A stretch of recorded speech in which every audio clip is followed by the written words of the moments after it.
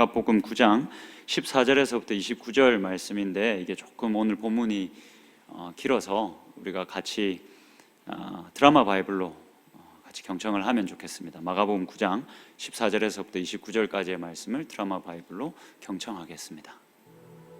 이에 그들이 제자들에게 와서 보니 큰 무리가 그들을 둘러싸고 서기관들이 그들과 더불어 변론하고 있더라. 온 무리가 곧 예수를 보고 매우 놀라며 달려와 문안하거늘 예수께서 물으시되 너희가 무엇을 그들과 변론하느냐? 무리 중에 하나가 대답하되 선생님, 말 못하게 귀신 들린 내 아들을 선생님께 데려왔나이다. 귀신이 어디서든지 그를 잡으면 거꾸러져 거품을 흘리며 이를 갈며 그리고 파리해지는지라. 내가 선생님의 제자들에게 내쫓아달라 하였으나 그들이 능히 하지 못하더이다. 믿음이 없는 세대여, 내가 얼마나 너희와 함께 있으며 얼마나 너희에게 참으리요. 그를 내게로 데려오라. 이에 데리고 오니 귀신이 예수를 보고 곧 그 아이로 심히 경련을 일으키게 하는지라. 그가 땅에 엎드러져 구르며 거품을 흘리더라. 예수께서 그 아버지에게 물으시되 언제부터 이렇게 되었느냐? 어릴 때부터니이다. 귀신이 그를 죽이려고 불과 물에 자주 던졌나이다. 그러나 무엇을 하실 수 있거든 우리를 불쌍히 여기사 도와주옵소서. 할 수 있거든이 무슨 말이냐? 믿는 자에게는 능히 하지 못할 일이 없느니라. 곧 그 아이의 아버지가 소리를 질러 이르되 내가 믿나이다. 나의 믿음 없는 것을 도와주소서. 예수께서 무리가 달려와 모이는 것을 보시고 그 더러운 귀신을 꾸짖어 이르시되 말 못하고 못 듣는 귀신아, 내가 네게 명하노니 그 아이에게서 나오고 다시 들어가지 말라. 귀신이 소리 지르며 아이로 심히 경련을 일으키게 하고 나가니 그 아이가 죽은 것 같이 되어 많은 사람이 말하기를 죽었다. 하나 예수께서 그 손을 잡아 일으키시니 이에 일어서니라. 집에 들어가심에 제자들이 조용히 묻자오되 우리는 어찌하여 능히 그 귀신을 쫓아내지 못하였나이까? 기도 외에 다른 것으로는 이런 종류가 나갈 수 없느니라. 아멘. 영상으로 봐도 기네요. 오늘 본문이. 여러분, 오늘 추수감사절입니다. 우리 앞뒤 좌우로 좀 인사하면서 말씀을 같이 들으면 좋겠는데, 감사하며 삽시다라고 우리 앞뒤 좌우로 좀 인사하고 같이 말씀을 나누도록 하겠습니다. 우리 같이 인사할까요? 감사하며 삽시다. 네. 힘들고 어려워도 감사하며 삽시다. 여러분, 이제 오늘 예배를 인사는 그만하십시오. 이제 설교합시다. 그만하십시오. 시간이 없습니다. 오늘 20분까지는 꼭 마쳐야 됩니다. 오늘 마치고 추수감사절 연합 예배가 있습니다. 그 연합 예배가 조금 많은 것 같아서 1시에 연합 예배 하지 않고 저희 예배 다 마친 다음에 3시에 연합 예배로 다 모여서 합니다. 여러분들 같이 좀 참여하셔서 1년을 좀 돌아보시면서 내가 하나님께 감사해야 될 것이 무엇인가를 좀 따져보고 하나님께 감사하는 시간이 되면 좋겠습니다. 우리가 계속 마가복음의 말씀을 살펴보고 있습니다. 제가 말씀드렸던 것처럼 지금 우리는 마가복음의 제2막에 들어선 상태입니다. 저번 주 말씀 여러분 기억하고 계십니까? 예수님이 이제 변화산이라고 불리는 높은 산에 오르셨죠. 거기에 오르셔서 예수님이 영광스러운 모습을 나타내 보이셨습니다. 그리고는 오늘 본문은 그 높은 산에서 내려오신 이후에 일어난 일입니다. 예수님이 이제 높은 산에 오르셨다가 거기서 영광을 보이시고 이 현실 세계로 내려왔다라고 여러분들이 생각을 하시면 될 것 같습니다. 여러분, 현실 세계로 내려오면 항상 이 현실의 세계는 어떠한가요? 우리들의 이 현실의 삶은 어떠합니까? 여러분들이 살고 있는 이 현실의 삶은 예배를 드릴 때 우리가 하나님의 영광을 보고 하나님의 영광을 노래하기도 하지만 또 월요일이 되고 또 직장으로 가고 학교로 가고 또 이렇게 돌아가면 그 현실 세계는 어떠합니까? 아사리판이죠. 제가 이게 아사리판이라는 말을 어느 순간부터 고쳐가지고 이게 혹시 비속어는 아닐까 싶어가지고 걱정이 돼서 찾아봤는데 비속어는 아니더라고요. 약간 약간의 불교 용어인 것 같긴 한데 여하튼 여러분 뭐 그 느낌만 보십시오. 현실 세계가 아사리판이지 않습니까? 예수님이 세 명의 제자들과 함께 그렇게 영광을 그들에게 나타내 보이시고 내려왔는데 이 현실이 또 아사리판인 겁니다. 남아있던 제자들이 이 산 아래에서 서기관들과 논쟁을 벌이고 있었습니다. 얘네들이 또 뭔 논쟁을 벌이고 있나 싶어서 예수님이 다가가서 물으셨습니다. 너희들 뭘로 또 논쟁하고 있냐? 뭘 가지고 그렇게 변론하고 있냐라고 물으셨더니 그 논쟁을 일으킨 장본인인 귀신 들린 아들의 아버지가 나서서 이야기합니다. 내 아들이 귀신에 들려서 이런 일도 당하고 저런 일도 당하면서 그렇게 어렵게 살아서 내가 당신의 제자들에게 데리고 나왔는데 당신의 제자들이 내 아들을 못 고쳤습니다. 그래서 이 논쟁이 이렇게 이루어졌습니다 라고 이야기를 했습니다. 여러분, 오늘 우리는 제자들의 실패에 좀 집중을 해볼까 합니다. 제자들이 귀신을 못 쫓아냈습니다. 얼핏 보면 제자들은 예수가 아니니까 이제 뭐 귀신을 못 쫓아낼 수 있는 것 아닌가, 뭐 있을 수 있는 일인 거 아닌가라고 생각을 할 수 있겠지만, 여러분 마감복음 6장에 보면 우리가 이미 살펴본 내용인데 어떤 내용이 기록되어져 있습니까? 예수님이 제자들을 둘씩 짝지어서 선교적인 삶을 열심히 살아라고 이렇게 내보내십니다. 감사합니다. 제 마음으로 하시고 이렇게 딱 띄워 주시네요. 마가복음 6장 7절에 보면 12제자를 부르사 둘씩 보내시며 더러운 귀신을 제어하는 권능을 주셨다라고 기록합니다. 그 권능을 받고 나가서 이들이 회개하라라고 이 회개의 복음을 곳곳에 다니면서 전파합니다. 그랬더니 어떤 일이 일어났다라고 성경은 기록합니까? 많은 귀신을 쫓아내고 많은 병자에게 기름을 발라서 고쳤다. 한두 명, 두세 명이 아니라 많은 귀신을 쫓아내고 많은 병자들을 고쳤다라고 이야기합니다. 하나님께서 이미 이 제자들에게 권능과 능력을 다 줬습니다. 귀신을 말 한마디로 쫓아낼 수 있는 능력을 이들에게 주었습니다. 어느 날 갑자기 보니까 자기들의 손에 자신들의 입에 그 능력이 없는 겁니다.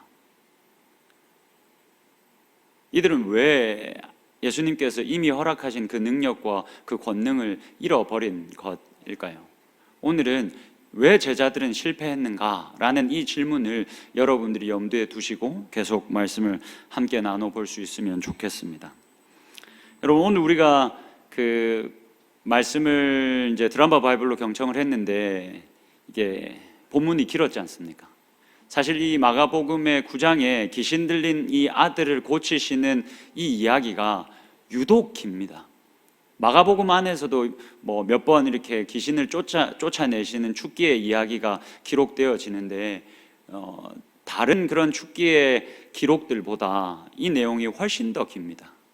그리고 이 내용과 같은 내용을 기록하고 있는 마태복음과 누가복음의 이 평행 구절들을 찾아봐도 거의 배 이상으로 깁니다. 그러니까 이 마가복음의 저자는 이 이야기를 기록하면서 거의 한 300개나 되는 단어들을 사용합니다.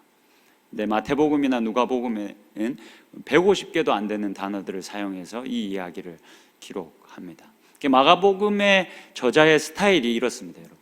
약간 표현이 거칠기도 하고, 그리고 자기가 좀 자세하게 말하고 싶은 이야기들은 굉장히 이렇게 자세하고 길게 기록하는 경향이 좀 있습니다.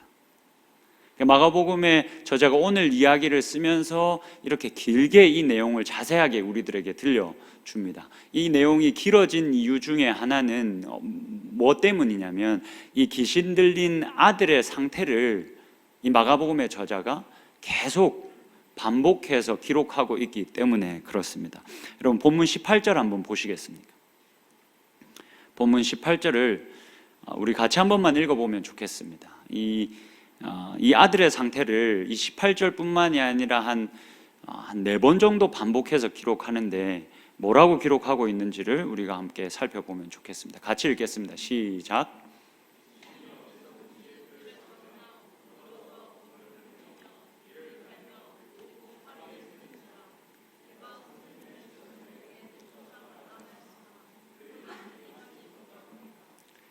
여러분, 저자가 왜 이렇게 이 귀신 들린 아들의 상태를 굳이 이렇게 막 여러 번 자세히 기록을 하고 있을까요? 지금 우리는 마가복음의 제2막을 살펴보고 있습니다. 제2막이 되면 예수님이 이제 한 목적지를 향해서 가신다라는 말씀을 드렸습니다. 그러니까 3막은 예수님이 예루살렘에서 하신 일들에 대해서 기록하는 거고, 3막 전에 우리가 지금 살펴보고 있는 이 2막에서는 예루살렘으로 향해서 가는 길 그 위에서 이루어진 일들을 다룹니다. 근데 예루살렘으로 예수님이 가신다라는 말이 무슨 말입니까? 이제 십자가를 지고 이 세상의 일들을 정리하고 떠날 것을 준비하고 계신다라는 말인 거죠. 그래서 이 이막에서는 예수님이 제자들을 집중 가회하는 장면들이 많이 나온다라는 말씀을 드렸습니다. 왜냐하면 자신이 떠나야 하고 이 깨어진 세상 가운데, 만만치 않은 이 세상 가운데 제자들이 홀로 남겨져야 하기 때문에 그렇습니다. 그래서 예수님이 떠나시길 것을 준비하시면서 제자들을 열심히 집중해서 가르치십니다. 오늘 이 이막의 한 중심에서 이 마가복음의 저자가 이 아들의 상태를, 이 귀신으로부터 공격받은 아들의 상태를 반복적으로 기록하고 있습니다. 여러분, 무슨 말입니까? 이 깨어진 세상에서 살고 있는 우리들을 향한, 그리스도인들을 향한 악한 영들의, 이 공중 권세 잡은 자들의 공격이 이만큼 만만치 않다는 겁니다. 하나님의 형상으로 새롭게 지어진 우리들을 향한 이 악한 영들의 공격이 그만큼 가볍지 않고 크다라는 말을 하기 위함입니다. 그래서 이 글을 읽고 있는 이 마가복음의 독자들에게 그 공격이 절대 가볍거나 쉽지 않으니까 긴장하고 근신하고 깨어 있어야 한다라는 경고를 주기 위함이겠죠. 또 더불어 이 깨어진 세상 가운데 덩그러니 놓여져서 살고 있는 우리들에게 그 악한 영들의 공격이 만만치 않은데, 그런 상황에 놓여진 우리들이 도대체 무엇을 붙잡고 무엇을 기대하고 무엇을 바라보고 살아가야 하는지에 대해서 고민하게 하는 겁니다. 여러분, 우리가 이 깨어진 세상에 살아가면서 만만치 않은 공격을 늘 당하면서 살아가는데, 여러분 무엇을 바라보고 살고 계십니까? 무엇을 붙잡고 이 공격들을 이겨내며 살고 있습니까? 우리는 누구를 바라봐야 하겠습니까? 그럼 본문 15절 한번 보시겠습니까? 15절 한 번만 띄워주십시오. 15절에는 이렇게 기록되어져 있습니다. 온 무리가 곧 예수를 보고 매우 놀라며 달려와 문안했다. 여러분, 근데 이게 사실은 굉장히 생뚱맞은 기록입니다. 지금 이 15절에서 이미 사람들이 예수님을 보고 놀라고 그를 반기고 그를 환영하면서 인사했다라고 이야기합니다.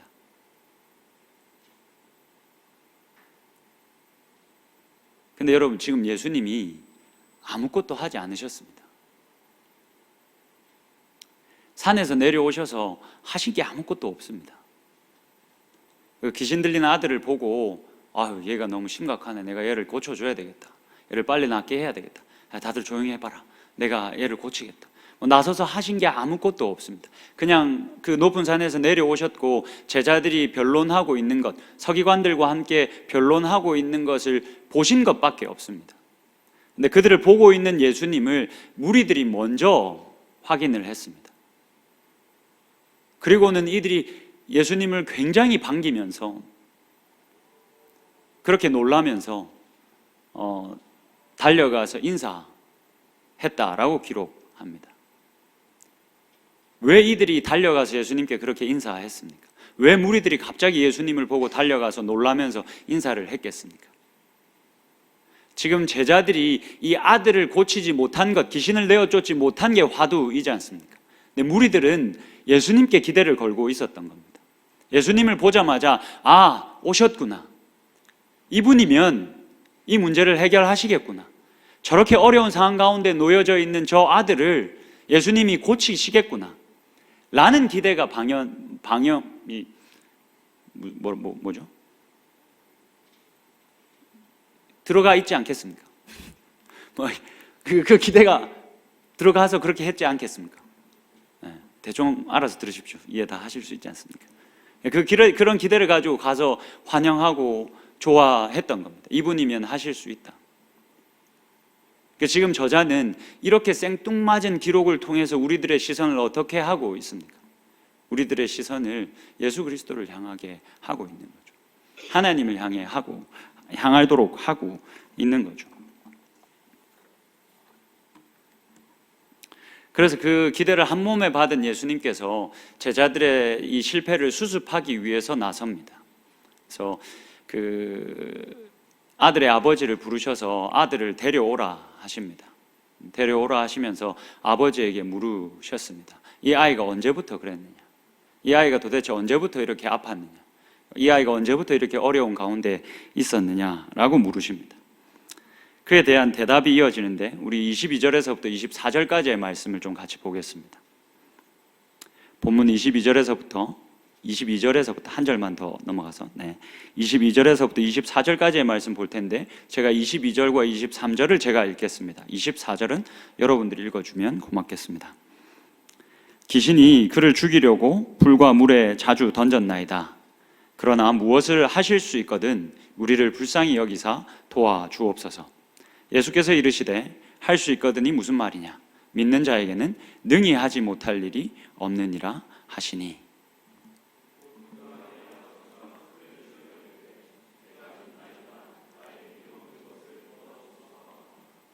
지금 예수님이 이 기적을 베푸셔야 하는 이 현장 한 가운데서 이 한복판에서 예수님이 뭐 보기를 기대하십니까? 예수님이 이 기적을 베푸시기 전에 무엇을 보기를 기대하십니까? 예수님 믿음 보기를 기대하십니다. 예수님이 기적을 베푸실 때, 병자들을 고치실 때, 귀신을 내어 쫓으실 때 예수님은 항상 그 현장 한 가운데서 믿음 보기를 원하셨습니다. 우리가 마가복음 5장에서 여러분들 기억하실지 모르겠지만 혈루증 여인 이야기를 함께 나눴습니다. 12해 동안 이 여인이 혈루증 때문에 고생을 많이 했습니다. 그 병을 고치기 위해서 자신이 가지고 있는 돈을 다 썼다라고 기록합니다. 찾아갈 수 있는 의사들은 다 찾아갔다라고 기록합니다. 근데 그 의사들은 이 여인이 가지고 있는 짐만 더할 뿐이었다라고 기록합니다. 그 병을 고치기 위해서 온갖 방법을 다 사용해봤는데 소용이 없었습니다. 그러다가 이 여인이 예수님에 대한 소문을 들었습니다. 그래서 믿음을 가졌습니다. 예수님이면 내 병을 고칠 수 있겠다. 12년 동안 떠나가지 않고 나를 괴롭혔던 이 병을 고칠 수 있겠다라는 아주 작은 믿음을 가졌습니다. 그래서 이 여인이 어떻게 했습니까? 지금 피가 흐르고 있기 때문에, 피가 몸에서 나고 있기 때문에 구약의 개념상 부정한 여인이죠. 그래서 다른 사람들과 접촉하면 안 되는 정결법이 그들에게는 있었습니다. 근데 예수님에 대한 기대가 너무 커서 그 정결법을 무시하고 자신의 몸을 예수님을 둘러싸고 있는 이 무리들에게 던집니다. 그 사이를 비집고 들어가서 예수님의 옷자락을 만집니다. 예수님이 능력이 많으시니 그 사람의 옷자락만 내가 붙잡아도 내 병이 나을 것이다 라는 믿음이 이 여인에게 있었습니다. 예수님이 바로 아셨습니다. 자신의 몸에서 이 능력이 나간 것을 바로 아셨습니다. 그래서 뒤로 획 돌아보시면서 누가 내 몸에 손을 댔느냐라고 물으셨습니다. 이 여인이 예수님을 속일 수 없다는 걸 알고 있었습니다. 그래서 자신이 그랬다는 걸 이실직고 했습니다. 사람들이 웅성웅성했겠죠. 저 여인 부정한 여인인데 어찌 저 여인이 여기 있는가? 우리들 사이를 비집고 와서 왜 저 거룩한 사람의 옷을 만졌는가? 저 어쩌려고 저러나? 하면서 웅성웅성했겠죠. 그때 예수님이 뭐라고 말하십니까? 그 혈루증 여인에게 뭐라고 말하십니까? 딸아, 내 믿음이 너를 구원하였으니 평안히 가라. 누가 뭐라 해도 괜찮으니, 누가 너의 행동을 비난해도 다 괜찮으니, 나는 괜찮으니 평안히 가라. 딸아, 내 믿음이 너를 구원하였다. 예수님이 항상 이 기적을 베푸시는 그 현장 한가운데서 늘 믿음 보기를 기대하셨습니다. 왜 이런 믿음을 보기를 기대하셨을까요? 하나님의 능력과 하나님의 기적은 믿는 자들의 것이기 때문에 그렇습니다. 여러분, 그렇다면 우리가 이제 처음 제가 던졌던 질문으로 다시 돌아가서 그 질문의 답을 같이 해보면 좋겠습니다. 여러분, 왜 제자들은 실패했습니까? 원래 능력도 받았고 권능을 받아서 많은 귀신들을 쫓아내며 살았는데 이들의 능력이 언제 어디에서 이렇게 다 달아나 버린 겁니까? 28절과 29절의 말씀을 좀 같이 보겠습니다. 중요한 말씀이니까 한번 같이 읽어 봅시다. 28절을 제가 읽고 29절은 여러분들이 읽으면 좋겠습니다. 28절을 제가 읽겠습니다. 집에 들어가심에 제자들이 조용히 묻자오되 우리는 어찌하여 능히 그 귀신을 쫓아내지 못하였나이까?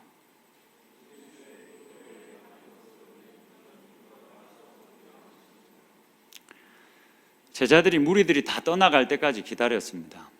무리들이 다 떠나간 다음에 집에서 예수님과 자기들만 남았습니다. 그래서 마음에 품고 있던 질문을 예수님께 꺼내놓습니다. 아니, 우리가 분명히 그 권능을 받았고 분명히 이전에는 많은 귀신들을 쫓아냈는데 왜 우리가 지금 귀신을 못 쫓아낸 겁니까? 우리의 능력과 권한이 어디로 사라져 버린 겁니까? 이게 무슨 일입니까? 라고 예수님께 물었던 겁니다. 예수님이 뭐라고 답하셨습니까? 기도 외에는 다른 것으로 이런 유가 나갈 수 없다. 다시 한 번 더, 기도 외에는 다른 것으로 이런 유가 나갈 수 없다 라고 대답하셨습니다. 여러분, 이 글을 한번 좀 들어보십시오. 한 아내가 자신의 남편에게 그게 아닙니다. 한 타임 빠르셨습니다. 그냥 제가 읽어드리겠습니다. 한 아내가 자신의 남편에게 한 말입니다. 그냥 한번 잘 들어보십시오. 불치병에 걸렸다는 선고를 받았다고 생각해봐요. 의사가 약을 주면서 날마다 잠자리에 들기 전에 한 알씩 먹어야 하고 걸으면 몇 시간 안에 숨이 끊어진다고 경고하는 거예요. 절대로 잊으면 안 되고 그랬다가는 반드시 죽을 테니 알아서 하라는 말이지요. 깜빡할 수 있을까요? 아닐 거예요. 목숨이 달린 일이니 잊을 리가 없죠. 빼먹지도 않을 테고요. 우리 부부가 함께 하나님께 매달리지 않으면 눈앞에 닥친 일들을 어찌할 방도가 없어요. 그러니 우리는 반드시 기도해야 해요. 무심코 지나친다는 건 있을 수 없는 일이에요. 그럼 이게 지금 뭐냐면 얼마 전에 이제 작고하신 팀 켈러 목사님이라고 여러분 혹시 아십니까? 잘 아시죠? 워낙 유명하신 분이시니까. 이 팀 켈러 목사님께 팀 켈러 목사님의 사모님이 한 말이라고 합니다. 이때가 언제였냐면 그 미국의 이제 뉴욕의 9.11 테러 사건이 일어나고 이 팀 켈러 목사님의 아내 분께서 크론병에 걸리고 또 이 팀 켈러 목사님이 갑상선 암에 걸렸던 때라고 합니다. 그때 이제 아내가 이렇게 말하면서 우리 매일 저녁마다 같이 하나님께 기도해요. 우리 정말 기도하지 않으면 안 되지 않을까요? 라고 하면서 자신을 설득했다라고 합니다. 그러면서 이 팀 켈러 목사님이 말하기를 12년 전에는 자신이 자신의 아내와 함께 매일 저녁마다 기도하지 않는다는 것을 상상도 못할 일이었다라고 이야기합니다. 근데 사역이 성공을 거두는 것 때문에 바빠지고 점점 성도들이 불어나고 해야 할 일들이 더 많이 생기고 그렇게 바빠지면서 부부가 함께 매일마다 저녁마다 하나님께 하던 그 기도를 끊어버린 거죠. 그 기도하는 그 시간이 중단되어 버린 거죠. 그리고는 꽤 오랜 시간이 지났던 겁니다. 그러면서 이 팀 켈러 목사님이 이 이야기를 다 하면서 뭐라고 말씀하시냐면 인생 후반부에 들어서야 기도가 무엇인지 제대로 알았습니다. 기도 말고는 달리 도리가 없었습니다. 막 정신없이 하다 보니 시간이 많이 지났는데 그렇게 정신없이 하다 보니 기도가 끊어졌는지도 모른 채, 물론 이 목사님이 아예 기도를 하지 않은 건 아닐 겁니다, 여러분. 매일같이 하나님 앞에 나오는 것, 이것이 끊어졌다라는 거죠. 기도 말고는 달리 도리가 없었습니다 라고 이야기하시더라고요. 그럼 제가 이거 보면서 어떤 생각을 했는지 아십니까? 내가 좀 더 난데? 라는 생각을 했습니다. 웃자고 하는 말입니다. 뭐 이렇게 12년 동안 사역이 기도가 끊어진 건 아니겠지만 매일 기도하지 못했고 인생 후반부에야 기도가 무엇인지 제대로 알게 되었다라고 하시니 뭐 저는 지금 조금 기도가 중요하다는 걸 알고 있기 때문에 내가 좀 더 나은 거 아닌가라는 우스갯소리를 한번 해본 겁니다. 여러분 너무 진지하게 듣고 있는 것 같아서. 여러분 예수님께서 제자들에게 많은 귀신들을 제어할 수 있는 능력을 주셨고 실제로 그 일들이 일어났습니다. 예수님이 제자들을 계속해서 보내셨습니다. 근데 보내시면서 전대도 필요 없고 전대에 돈도 필요 없고 양식도 필요 없고 이것저것 다 필요 없다. 그리고 너희들이 거기 가면 환대를 해줄 텐데 그 환대하는 그 첫 집에서만 만족해라. 만약에 그 복음을 어느 가정에서 누군가가 환대하지 않으면 이 신발에 묻어있는 그 먼지를 그냥 탈탈탈 털어버리고 그 집에서는 나와라 라고 명령하셨습니다. 근데 어땠습니까? 신발에 먼지를 털 일이 없었습니다. 손대면 귀신이 귀신이 나가고 손대면 기름을 발라서 손을 대면 병자들이 나았기 때문에 늘 환대를 받았고 환영을 받았습니다. 칭찬도 받았고 인정도 받았을 겁니다. 그렇게 성공이 그렇게 자신들의 손에서 능력 나가는 것이 여러 차례 계속되었습니다. 여러분 한두 차례가 아닙니다. 많은 귀신이 쫓아나가고 많은 병자들이 나음을 입었다라고 기록합니다. 여러 번 성공이 이게 거듭되니까 이 제자들이 어떻게 생각했겠습니까? 처음에는 놀라웠겠죠. 하나님의 능력이 내 손을 타고 역사하시는구나. 정말로 하나님이 능력이 이렇게 일하는구나. 그렇게 깨달으며 하나님을 경이롭게 바라봤겠죠. 근데 시간이 지나면서 어떻게 됐겠습니까? 이게 내 능력이구나. 내게서 이런 능력이 나가는구나. 나도 이런 걸 할 수 있는 거구나. 라는 생각을 제자들이 하지 않았겠습니까? 그러면서 어떤 일이 일어났겠습니까? 기도가 끊어졌겠죠. 굳이 하나님을 의지하지 않아도, 하나님께 기대하지 않아도, 하나님께 나와서 도와달라고 하지 않아도 막 능력이 나가고 있거든요. 무슨 일이 일어나고 있거든요. 그러다 보니 기도할 이유가 없어진 겁니다. 굳이 시간을 떼서 바빠 죽겠는데 굳이 시간을 떼서 나와서 기도할 이유가 사라져 버린 겁니다. 그렇게 기도가 끊어졌더니 어떤 일이 일어났습니까? 자신들이 가지고 있던 능력도 끊어져 버렸습니다. 여러분, 기도는 무엇입니까? 여러분, 기도가 무엇입니까? 이 스코틀랜드의 신학자인 이 존 머레이라는 이 신학자가 기도를 다음과 같이 이야기합니다. 지금입니다. 제가 읽어드릴 테니까 여러분 눈으로만 한번 잘 보십시오. 언제 어디에나 계신 지극히 높으신 구세주와 연합하며 교제하는 삶을 사는 신앙생활에는 이성적인 신비주의가 빠질 수 없다는 것을 알아야 한다. 여러분, 이 말 진짜, 이 표현 너무 멋있지 않습니까? 이성적인 신비주의. 여러분, 이 성경에서 우리의 은혜의 방편, 혹은 이렇게 우리가 거룩해지는 방편을 두 가지를 소개합니다. 그게 뭡니까?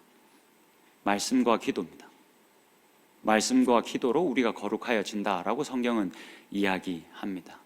그러니까 말씀도 중요하고 기도도 중요합니다. 근데 말씀을 기반으로 하고 있는 기도 생활이 우리들의 신앙생활에 너무너무 중요한 겁니다.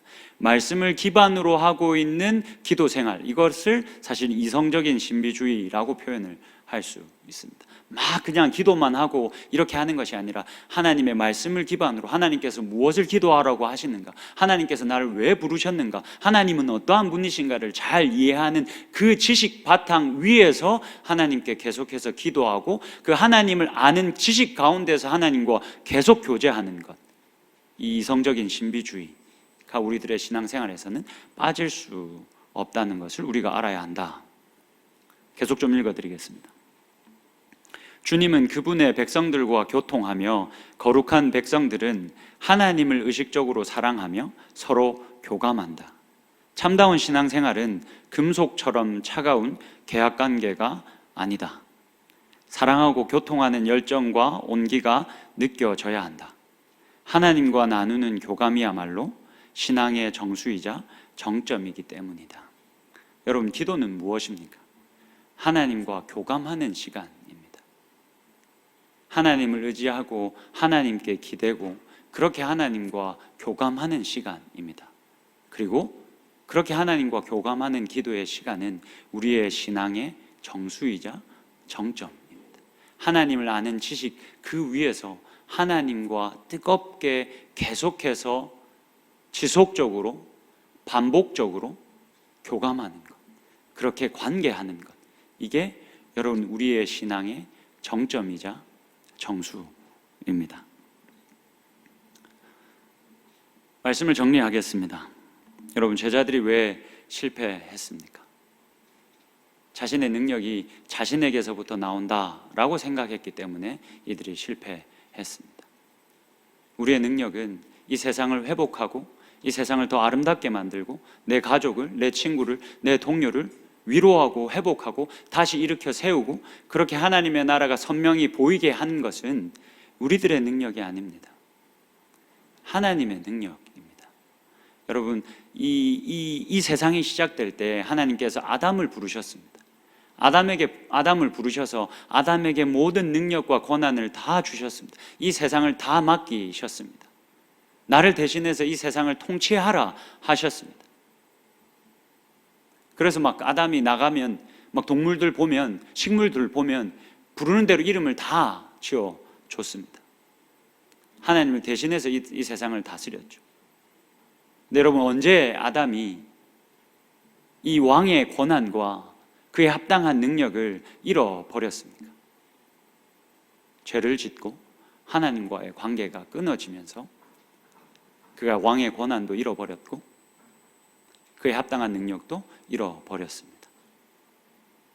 그것을 회복시키기 위해서 하나님께서 예수 그리스도를 이 땅에 내어 보내셨고 다시 한 번 더 하나님 나라가 시작되게 하셨고 우리를 하나님 나라 안으로 들어오게 하셨습니다.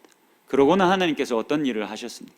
우리가 예수를 주로 고백하는 순간 우리를 그리스도와 함께 살리시고 또 그리스도와 함께 일으키시고 또 그리스도와 함께 그 보좌에 앉히셨습니다. 그 왕의 보좌에 앉히셨습니다. 하나님께서 다시 우리들에게 그 왕의 권한을 다 주셨고 그에 합당한 능력 또한 다 주셨습니다.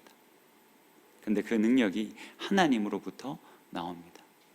그러니 여러분, 우리가 기도하지 않고 살면 안 되지 않겠습니까? 금요 영성 집회 일주일에 한 번 있습니다. 여러분, 적어도 일주일에 하루는 우리가 일주일을 마무리하면서는 나와서 일주일의 삶을 내가 어떻게 살았는지, 내가 정말로 하나님과 관계하면서 하나님의 통치에 참여하면서 살았는지를 돌아보고 다시 한 번 더 하나님과의 그 온기를 느끼기 위해서 따로 시간을 떼어두고 우리 기도해야 되지 않겠습니까? 이 목사가 너무 믿음이 없어서 여러분들에게 매일같이 나와서 새벽 기도하라라고 말은 못하겠습니다. 매일같이 시간을 떼서 나와서 시간을 두고 기도하라고는 말 못하겠습니다. 물론 해야 됩니다, 여러분.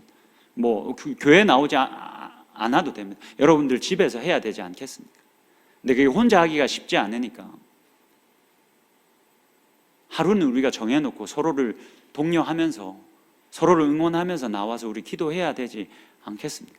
그래야 우리들에게 허락하신 이 하나님 나라 안에 살아갈 수 있고 이 하나님 나라 안에서 하나님께서 맡기신 일들을 우리가 감당할 수 있지 않겠습니까? 요한복음 15장 5절의 말씀만 제가 읽고 마무리하겠습니다. 나는 포도나무요 너희는 가지라. 그가 내 안에 내가 그 안에 거하면 사람이 열매를 많이 맺나니 나를 떠나서는 너희가 아무것도 할 수 없음이라. 우리 말씀을 기억하시면서 같이 찬양합시다.